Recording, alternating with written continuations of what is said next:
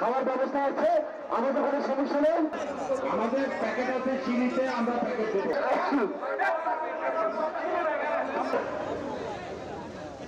বাংলাদেশ জাতীয়তাবাদী দলের যতজন সংসদ সদস্য নির্বাচিত হয়েছে, যারা ভোট দিয়েছেন তাদের দায়িত্ব যেমন আমাদের উপর আছে, যারা আমাদেরকে ভোট দেননি তারাও সমানভাবে তাদের অধিকার আমাদের উপর আছে।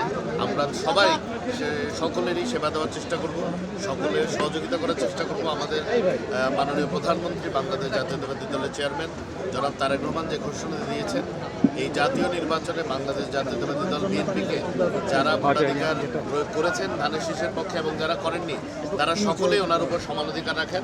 আমরা এই নীতিতেই আমাদের সরকার ইনশাল্লাহ পরিচালিত হবে এবং আমরা গণমানুষের উন্নয়নে, গণমানুষের সমৃদ্ধিতে এবং গণমানুষকে যেন আমরা নিরাপদ এবং স্বস্তিতে রাখতে পারি, সেই ব্যাপারে ইতিমধ্যেই মাননীয় প্রধানমন্ত্রীর নির্দেশে কর্মকাণ্ড শুরু হয়েছে। আপনারা দেখতে পাচ্ছেন যে চট্টগ্রাম সহ বিভিন্ন জায়গায় অপরাধের এগেনস্ট জিরো টলারেন্স পলিসি গ্রহণ করেছে আমাদের মাননীয় সংসদ সদস্যবৃন্দ।